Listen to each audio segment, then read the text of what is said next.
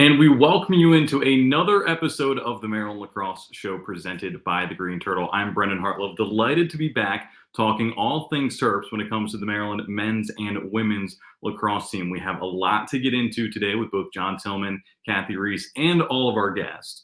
But first, introducing the Turtle Triple Play at the Green Turtle, an extraordinary and unbeatable offer that's guaranteed to make your taste buds cheer with unparalleled excitement. For just $25, indulge in an appetizer and 2 delectable entrees that will tantalize your senses with every delicious bite, all while enjoying the exhilarating atmosphere of a sports fan's paradise. And here's the grand slam. For a mere additional $5, you can elevate your experience to legendary status by adding your choice dessert or 2 refreshing alcoholic beverages, making this offer an absolute steal. So don't miss out to score big with the Turtle Triple Play at the Green Turtle today. Check your local Turtle for details. We're going to kick things off with the Maryland men's lacrosse team today, and a lot of exciting action on the men's side of things. We're now going to be joined by Maryland head coach John Tillman and our alumni guest, Drew Tyree, a 1978 graduate of Maryland. Gentlemen, thank you for being here. Thanks for having us. Making me hungry with that Green Turtle ad. Well, there you go. You might have to stop by when we finish up here. There's a lot to enjoy over there at the Green Turtle. And there's a lot to enjoy right now in lacrosse season as well. We're at the business end of the season. The Terps are 7-3 overall, 2-1 in Big Ten play. And Coach, since the last time we talked, you had a couple of big wins at number 4 Penn State, that 13-11 win, where you overcame that 5-goal deficit. And then just this past weekend at against Ohio State at home, that 8-7 win. How do you begin to kind of process some of those big victories where you guys showed a lot of resilience in both of those games? Yeah, league games, we always tell the guys it's not, it's very similar to what they see. A lot of guys follow the NFL and they have teams that they really support, but divisional games, in the NFL, everybody knows each other. There's a good feel for each other. So I think they take on just a different meaning. They have a different feel to them. And you could kind of see last week, like all 3 games were slugfests. I think all 3 games both teams were in single digits. You know each other well. Teams game plan extremely well. They're all athletic. And so they become street fights. And, you got to be prepared for 60 minutes. At times it'll go well, at times it won't. You can't really flinch. You just got to keep fighting and realize like they're going to be challenging. And any Saturday or Sunday, anybody can beat anybody. And Drew, how did you enjoy those games? A couple exciting ones here recently for the Terps. Geez, I tell you, a little bit of a heart attack in those games. Something that I really enjoyed, and I noticed it particularly in the Michigan game first time, it looked like the guys had really turned up the heat. There was a lot more physical contact. There was a lot more real scrapes for the ground balls. The balls weren't popping our way. And I'd say the same thing for, Penn State. Man, I thought they came out roaring in the first quarter, but they dropped, 6-2, Coach? I think it was at the end of the first. But, man, the hard effort, it was there. And it was good to see it rewarded as the second half moved on and the domination. And we're pretty damn happy. And Coach, speaking of second half, when we look at this Ohio State game that we just had, 3 unanswered goals to start that second half, and you held the Buckeyes scoreless for over 26 minutes. What were those conversations like in the locker room that maybe kind of led to coming out really strong to start that second half? Yeah, we knew it would be tough to score goals. If you look at Ohio State statistically, they've played some of the best teams in the country, Notre Dame, Virginia, Penn State. They played some of the best teams and they've held them down. Their 6-on-6 defense. They have good athletes everywhere. Their defensive coordinator, Travis Crane, does a great job with that group. They're really organized, and they've been really impressive. And every team we talked to just raved about, how it was going to be hard to score. So we knew that part was going to be challenging. Obviously, when you have a guy like Luke facing off and Logan in the goal, and we do have some veteran guys on defense, we like to believe that, we can do a pretty good job at our end as well. So we thought it would be a little bit of, just kind of a a back and forth battle with not a lot of goals being scored. So to get those 3 in the third, I thought was huge. 2 of those were transition goals, and we really needed them. And then, just couldn't quite pull away. And again, give credit to Ohio State. They kept battling as well. But a lot of their games have been like that. Denver's another team that's been a top 8 team all year. And their game, I think, was 9-6 with them. So, we just prepared the guys to just expect this to be, just hard to score. Don't get frustrated. Just keep grinding away, make the next play. And again, we may have to win a low scoring game, and I'm proud of the guys for that. And I agree with Drew. I think we've gotten better on the ground and been more physical, but also been smart as the year has gone on. I think that was a place where we weren't as good as we wanted to be, but we put a lot of time into it to be scrappier. And again, guys like Jack McDonald, I thought, did a really good job on Saturday. And Drew, I mean, you come out of the gates with some great analysis already, and that is because you are an alumni. But tell us a little bit about yourself and your playing days at Maryland and academic career, but also a little bit of your involvement, which we'll touch on in more depth after. My playing days at Maryland would be better defined as the scouting reports that I looked good on the left end or the right end of the bench, and I fulfilled that role quite well. I actually was an unrecruited walk-on who just showed up, and I think they just couldn't figure out how to get rid of me. So I ended up having 4 great years, meeting some guys who've become friends for life. And it's interesting, you get a little further along in life, you get out of having kids and jamming your way through the middle ranks of your career. You get to reconnect with everybody again. It's been great. The 3 guys I used to walk across campus with, we're all now good friends. We actually vacation together periodically. So I had 4 great years, loved it academically, loved it socially, and loved it athletically. So, and then when Coach Tillman came in, I got an opportunity to get involved with the group. And so I came in, we started a mentoring program, and that was initially kicked off by, I think it was Dave Parker, and then ramped up by Chris Pasavia, and then I've been running it for the past few years. And so give us, Drew, a little bit of the overview of what the mentorship program is and kind of the things that go into making it a success. Sure. Well, I think most everybody knows you come to Maryland, you're gonna get to play for one of the best coaches in the world, historically and obviously presently. Let's see if we can make him blush, but we can't seem to do that right now. You're going to play meaningful games in May. You're going to probably go to the Final Four, and you might have a national title, and you'd be prepared for the PLL. But one of the things also is you can really come here and jumpstart your desired career. We have a group of guys. We have over 500 alums, and Maryland Lacrosse is a pretty tight-knit group. As I get back into it here, a number of decades after my graduation year, it's a really tight group. And what we've done is we take 9 guys who are mentors, range in age from 35 to the mid-60s, to actually pair off with the individual players and the student athletes. So when they come in as a freshman or a transfer, we hook up with them immediately. And we try and build a bond, a relationship, so that they get comfortable with us, so that they can start exploring career options. And I don't know about you. I think I was 17 when I hit college campus. I had no clue what I wanted to do. Actually, I did. I wanted to run a ski shop, and that wasn't going to work out. Thank goodness. But a lot of guys have no idea what they want to do. And it's really great to get a chance to visit with them and talk with them about what are you interested in. And then we connect them up with people in their career, the industries they're interested in. And out of that comes 2 things. One, a lot of times they find out they don't want to do that career, and they stop wasting time academically in those spaces or looking for summer internships in those spaces. And that's a very valuable lesson. But more often they come to understand their strengths, their skills, their talents, and how they might be applicable at various industries. And we give them a chance to talk to guys in those industries. Through that, they can learn the pros and cons of that industry, of how they got there, what their recommendations are on how to get to that stage. They they get to start building up what we call working vocabulary. So if they actually interview in that space, they now have a working vocabulary. They understand some of the key terms in the industries and such. We don't get guys jobs. We help them think through what it is they want to do in life and get them connected with people who can help them see the path to that.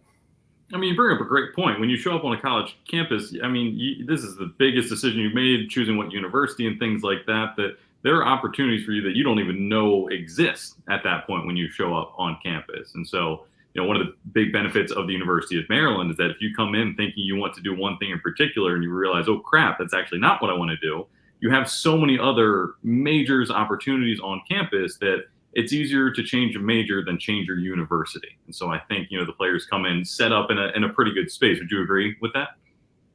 Absolutely. Absolutely. And, it's a safe place. Several years ago, we had a guy come in.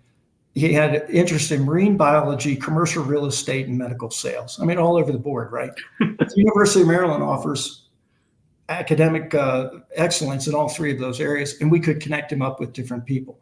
He ended up going into medical sales. I was kind of interested in the marine biology choice he had there. Probably a guy who liked Ocean City and the Chesapeake, so it's a good thing. There you go. But no, and it's been great. And now, actually from an alumni point of view, being involved with us is a helpful thing because these are talented guys that are in demand. Very smart individuals who are used to, working in a team atmosphere, a team environment, putting the time and the effort in. And to get to know those guys as being a part of the mentoring program helps you possibly screen and select guys that you would like to hand pick off these rosters. So we encourage the alum to get involved, reach out. We'll figure out how you can do that to Tillman or to me and get connected. So, well, and that's a great point, Coach. That's something I was going to ask you about. Is we talk so much about how there are lessons to be learned, yes, on the lacrosse field in terms of performance and athletics and that, but there are so many other lessons that can be learned just for life. What are those conversations like with your guys when you're talking about kind of that there is a life after lacrosse in a lot of ways? How important is that to start thinking about when they first show up on campus? We talk a lot about it through the recruiting process, and the guys, it's nonstop. They hear it all year long, and this whole experience is to give them an opportunity to grow, reach their full potential, become the best version of themselves as students, players, and people, but also give them the tools to be successful the rest of their life. Create opportunities and create value for themselves. And again, sometimes I think we all are guilty of this. You come into college and, certainly the first year is an adjustment year, but I do think there is some comfort if I'm a freshman and I'm the parents of a freshman to know that, wow, an alum has already reached out to kind of just connect with you and say hello and start the wheels turning a little bit. Certainly not a ton during freshman year because we know it's an adjustment year, but just the gesture in itself is comforting to know that there is a support system. But pretty much everything that we do is to get them ready for what's next. The lessons they learn here, we were talking about it yesterday after practice, just there are going to be so many amazing things that happen to these guys down the road. The highs are going to be even higher, but unfortunately the lows are going to be even lower. It's just the nature of where they are in life. And most of the college athletes have been uber successful, and there hasn't been a ton of adversity and failure. There's been some, but the positives and the successes usually have outweighed the adversity, challenges, and failures. So I think during their 4 years here, you get to learn how to navigate that, but you get to do that with a coaching staff and a support staff and academic staff that really care about you, but also, 49 of your best friends that any challenges you face, they're here to help and support you. And to me, it's a very healthy thing. And, you never want people to go through an extreme challenge, but I do think getting some sort of adversity and facing some challenge during college is healthy. And it does get them ready so that they have a little bit of a blueprint. So when down the road they face some things, they don't bat an eye. They don't step back, they step forward. They know how to handle it in a healthy way, and they know how to reach out to people. And conversely, if somebody's struggling, you're going to support them. So it all goes hand in hand. I'm certainly thankful for Drew and all of our alums. They do a great job. They give up a lot of their time to take care of our guys. And I know our guys would do the same for the next generation. And Drew, Coach talks about that support system, that support that you're building around the program. How does that process start? You talked about kind of matching players with a mentor and things like that. How do you make sure that you kind of have the best fit for player and mentor? That's a hunt and peck approach here, to be very frank and honest. Actually, we kind of try and balance it out. So all the mentors have some seniors or grad students down through the freshman class, because it becomes a little more intensive junior and senior year as they're, more desiring, more knowledgeable about where they want to go and what they want to do. And we try and make the connections. So we basically, you're in a pool.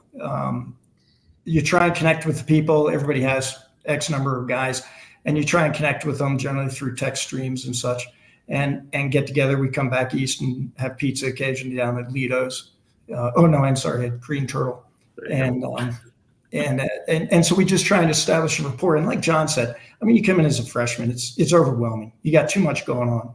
And our intent is not to say, you need to tell me 17, 18, 19-year-old, what do you want to be? What do you want to be when you grow up? Hell, I'm 67 years old. I'm still thinking about things I want to do.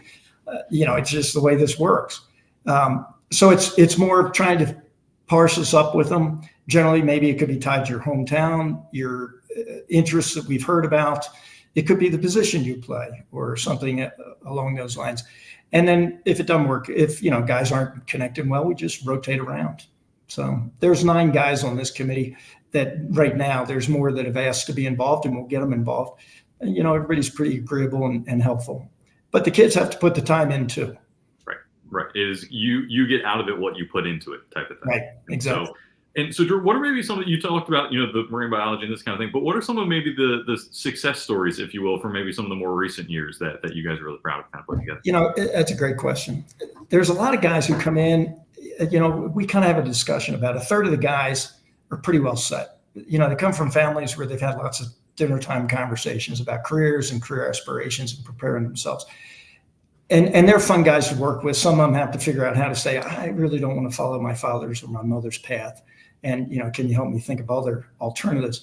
But maybe some of the most rewarding are the guys who don't know the possibilities that are out there and are thinking low. And you start introducing them to higher and higher concepts and get them talking to people, and they get energized by it. And we've had a number of guys, I think if you went and spoke to them, that would come back and say, I didn't, as you said earlier, Brennan, I didn't even know that existed.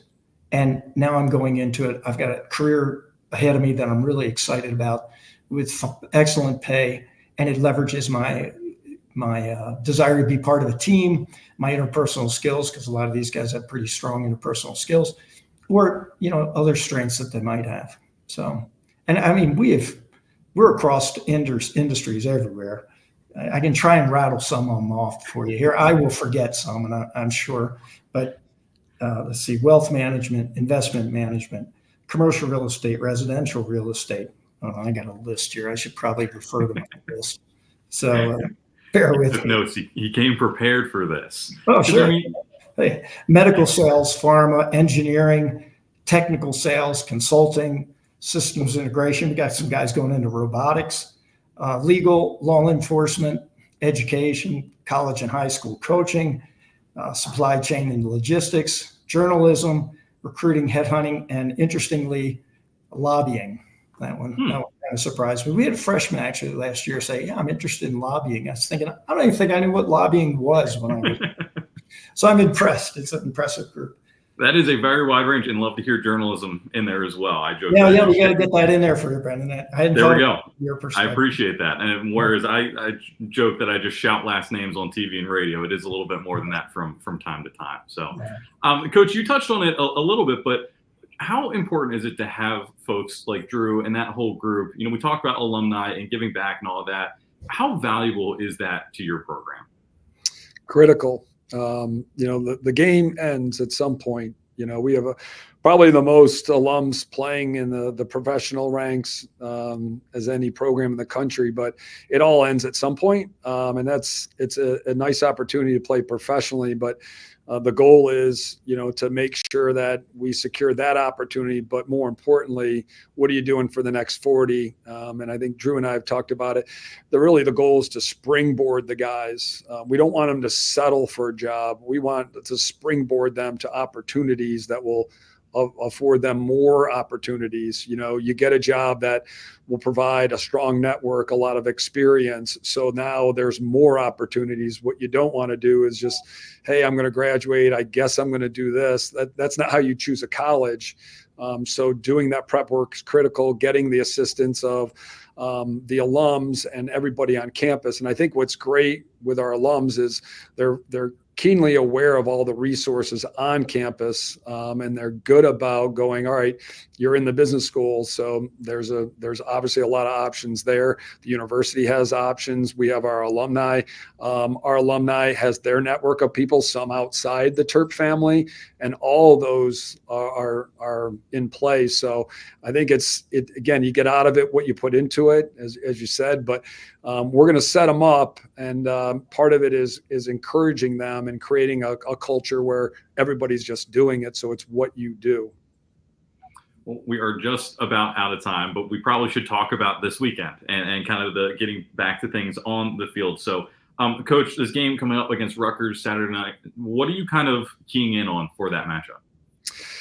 Yeah, Rutgers, obviously great win on Sunday night over Michigan. They have two of the best players in our conference, let alone the country. So for us, they've been a team that they push the ball in transition very well. So stopping transition, defending early offense, very, very important, getting them to settle because they can run and they can score in transition.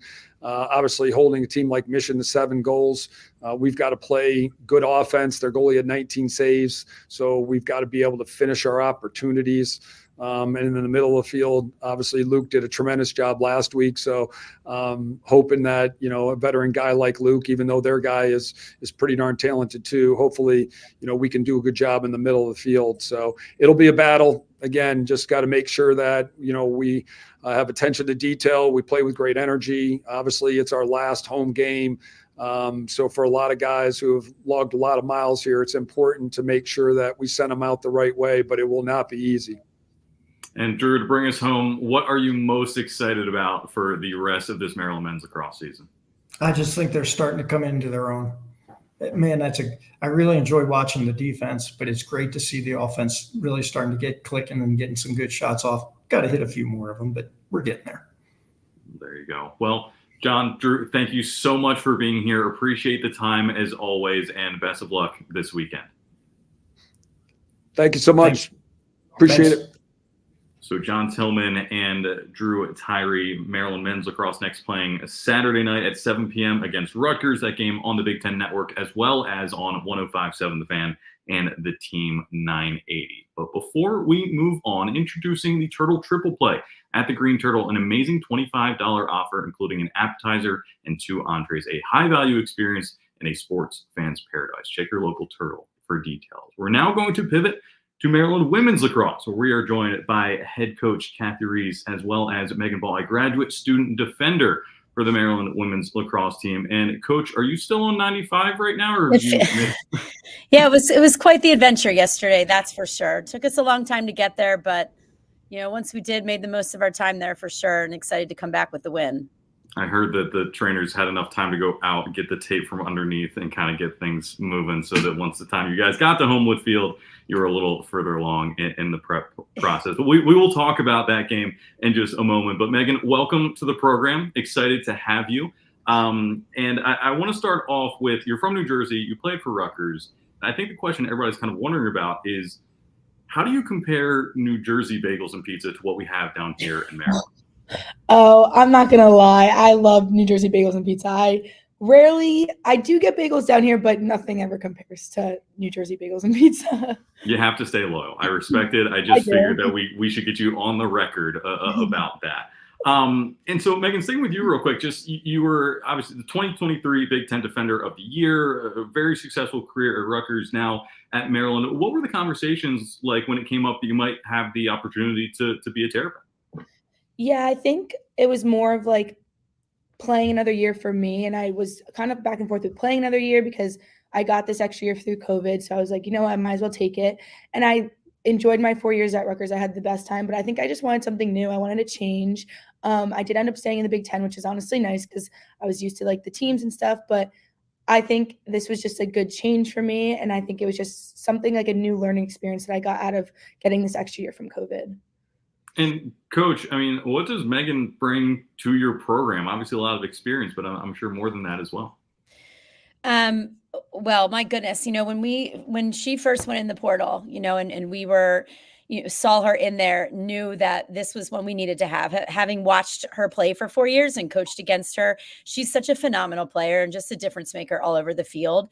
And so while we're on the other side of it, trying to prepare how to play against her, when she went in there, we're like, we need her to be a part of our team and our defense. And, she has come in and made just a seamless transition, stepped on the field and fit right in with our returners, and new players, and has been a leader from the start. It's tough to transfer into schools and be on the field and be an impact player right away. But she made it look easy, and her back there leading the defense with our goalie, Emily Sterling, and other fifth year Bree. These guys have really stepped up this season and have just been crucial to our success. And so I'm so thrilled she said yes. I'm so happy that we had the chance to, have her here. I'm mad I didn't have her for 4 years. But because I can't go back and do that part over, we're going to take advantage of the time that we have. That's for sure. Take what you can get, certainly. And Megan, when you kind of look at Maryland now being this program and everything, there's such a long line of successful players, but successful defenders as well. How does it kind of feel to now be part of that, Maryland Terrapin group?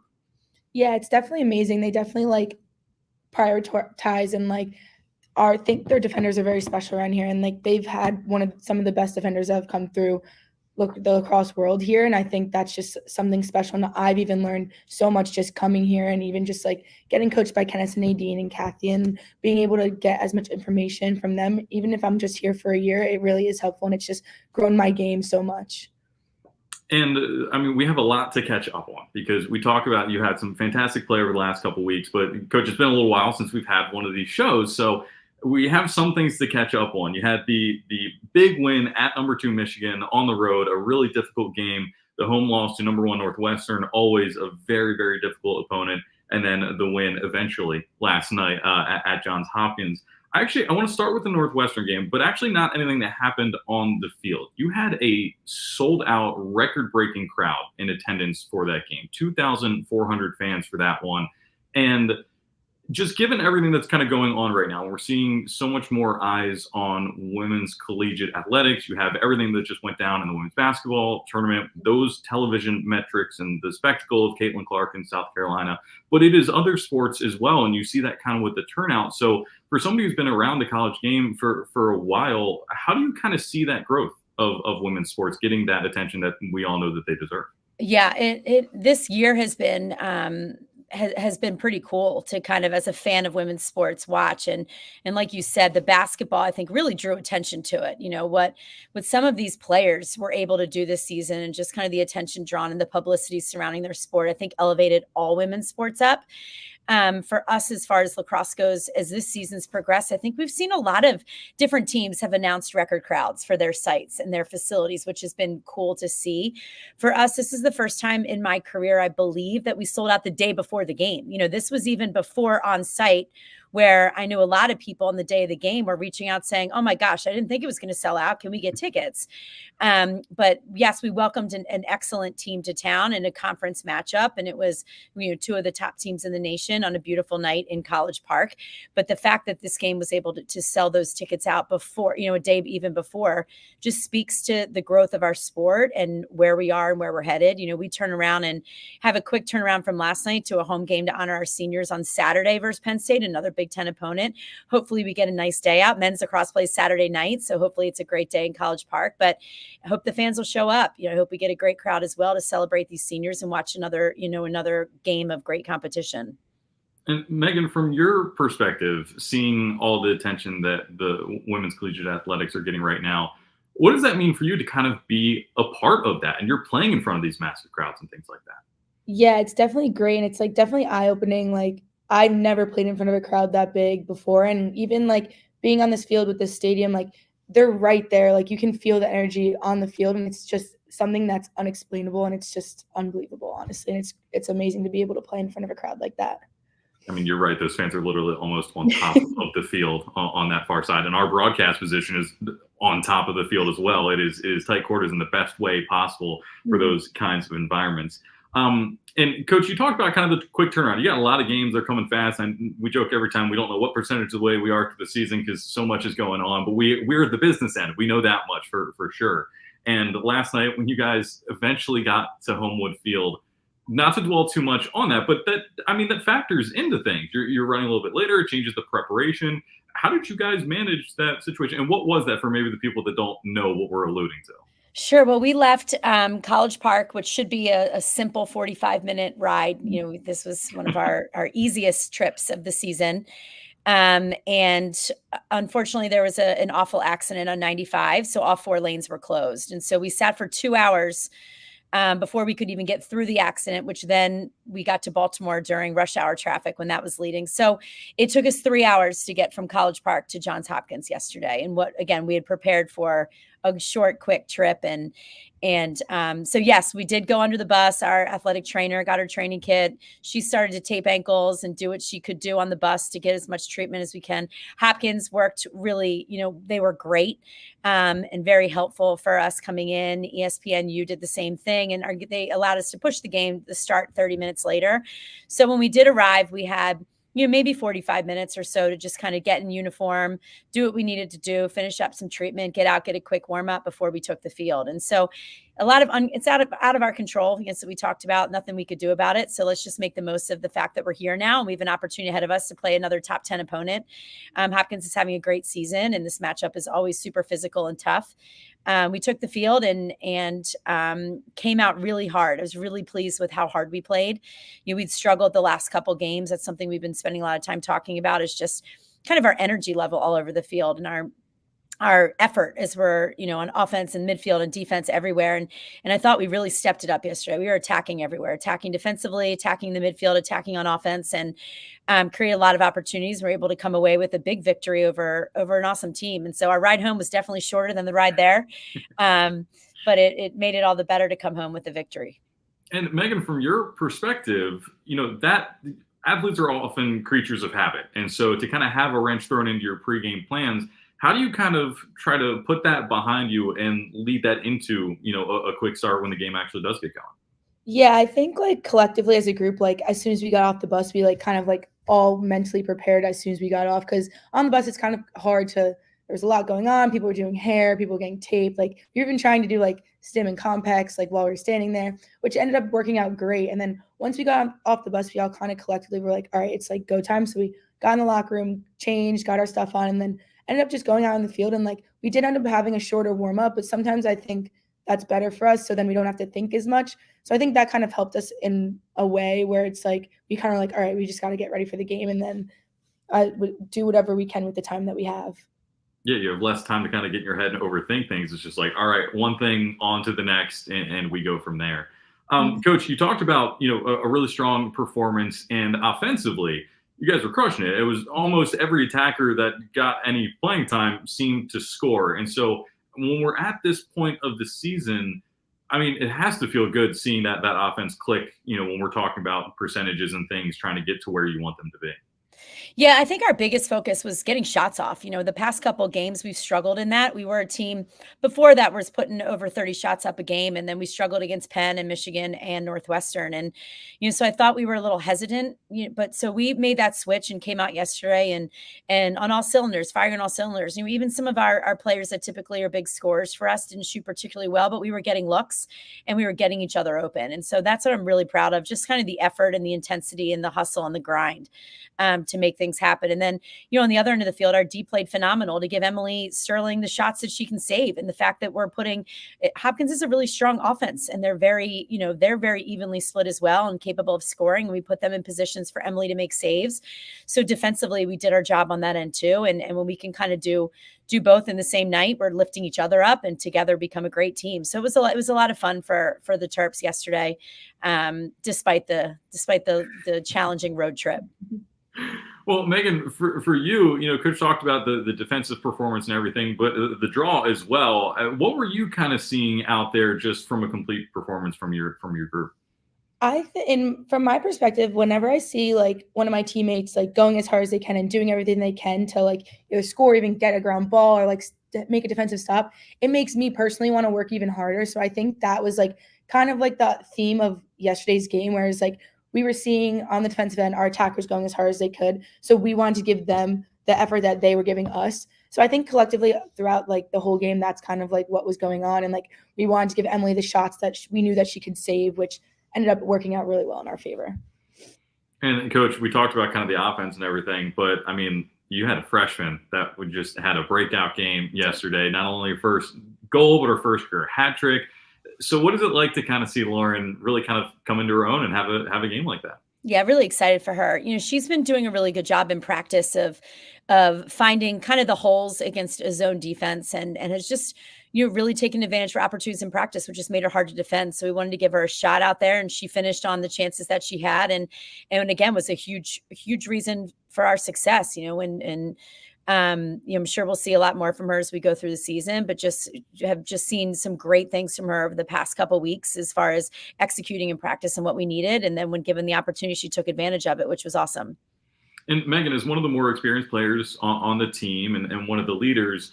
I mean, what is it like to see a freshman like that? Because you're facing her in practice every day, but to see a freshman kind of have such a strong performance like that.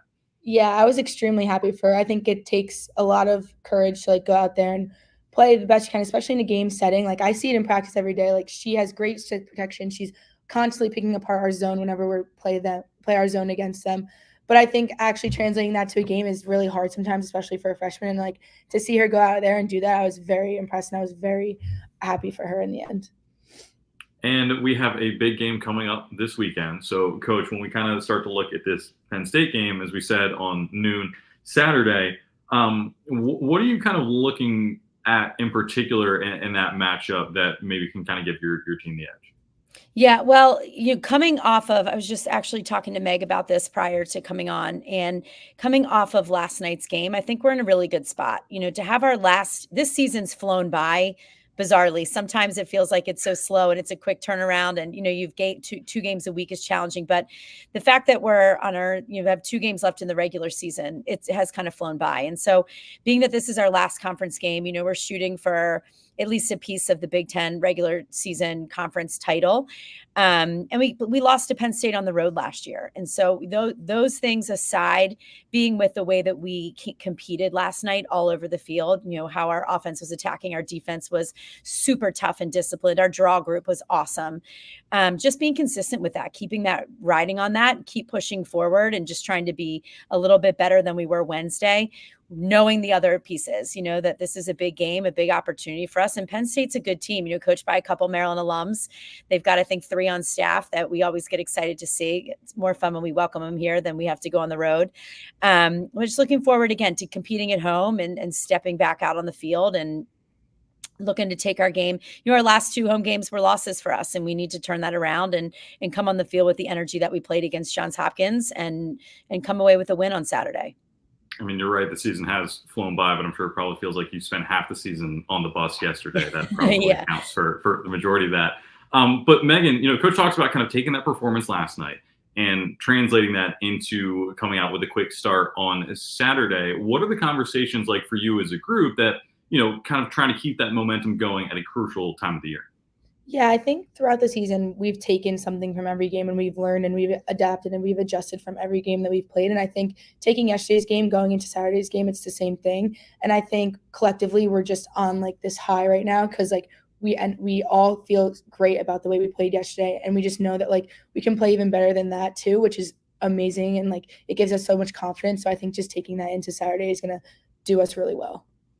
And Coach, we talked about kind of the occasion of this weekend as well. Performance, but also honoring a group that has meant a lot for a very long time. You just look over the past couple of years, and some of them, it's just like you're a senior now. Like that's crazy to feel that we talk about the season flying by. Their college careers feel like they've flown by. So, what is that going to be like for you to kind of get to share a moment with that group? Yeah, this is a real special class, and special for a variety of reasons. One, we have a group of people that were 5th years, right? They've been here for 5 years. They've stayed around because of the extra year the NCAA granted due to COVID. We've got 3 people that were seniors, are true seniors, and one of the 3 who transferred in, so played here a couple of years. And then we've got Meg, who joins us for 1 year. And so people have been here for different number of years, but at the same time are all part of the same family. And it's just been such a fun journey this year, such a fun ride, such a great group of just phenomenal, strong, awesome women who have come together and worked hard to just kind of be the best that they can be. And so having a chance to just sort of celebrate them and their families for their contributions to Maryland lacrosse and their support of our program makes it a special day. And, it does bring up, some memories that, oh my gosh, this season is getting close to ending. But at the same time, also reminds us of all of the great times we've had, whether it was for 1 year or 5 years. Everyone's a part of the Maryland family. They forever will be. And it's a good chance for us to kind of get out and celebrate them on Saturday. And Megan, for you, just the 1 year here, but at the same time, you're celebrating a career. How do you kind of find that balance between, all right, we have a game to play, and it is a pretty crucial game, but also trying to enjoy the moment at the same time? Yeah, I think it's more just like you can enjoy the moment, like when you walk out and stuff and realize like, wow, like I'm a 5th year, like this is my senior night, like this is like one of my last conference games, like kind of thing. But then I'm good at like once the game starts, I'm like, okay, like it's game time. Like we still have to win this game. We still have a game to play. So, and I think a lot of us are like that too. So I think we just have this competitive mindset where it's just easy to go from one thing to another and enjoy one thing, but also be competitive and go out and compete to win the game. Well, Coach, you always do a really good job of like pushing and selling the games on the weekend. You want to kind of give us your pitch for this Saturday? Well, yeah, who wouldn't want to be here at the Field Hockey Lacrosse Complex in College Park, coming out to support your favorite Maryland Terrapins, who's welcoming the Penn State Nittany Lions to town. So, no, it's going to be a great game. Hopefully a beautiful day. Again, women's lacrosse at noon, men's lacrosse at 7. Great day for the Terps, we hope. Good chance to honor and celebrate some amazing players and watch some good lacrosse. Coach, that was amazing. That was like, I don't think you had anything I'm written, learning but from you. Yeah, well, I appreciate that. I'm learning lacrosse from you, so it goes both ways in that sense. And if you can't make it to the Field Hockey and Lacrosse Complex, I will be on the call with Taylor Cummings, who makes me sound way smarter than I am all the time. I love it. She's great. Well, Coach, Megan, thank you so much for being here. Best of luck this weekend. We'll see you there. Go Terps. Thank you. Go Thank Terps. you. So that will close us out. But before we do, it's lacrosse season, and the Green Turtle is your local spot to enjoy all the games with draft packs for just $20. Enjoy nickel domestic pints all game long and a select appetizer for your Turtle touchdown pass. Choose from domestic drafts and Turtle's very own Grinders Keeper. Check out the Turtles' new locations in Canton and Towson just in time for lacrosse season. And no matter which Turtle you call home, the game day energy is second to none. Head over to the Green Turtle to sip pints, watch the game, and eat like a champ. Valid at participating locations only. Check your local Turtle for details. And before we go, one last time, Maryland men's lacrosse this Saturday at 7 p.m. versus Rutgers. You can watch that game on the Big Ten Network or listen to it on 105.7 The Fan and the Team 980. And for Maryland women's lacrosse, Saturday at noon against Penn State. That game can be watched on Big Ten Plus with myself and Taylor Cummings, or you can catch all the action by coming to College Park and making it a full day of lacrosse. That will do it for us here today for the Maryland Lacrosse Show presented by the Green Turtle. For everybody that helps put this show together, my thanks. We will see you next time for the Maryland Lacrosse Show.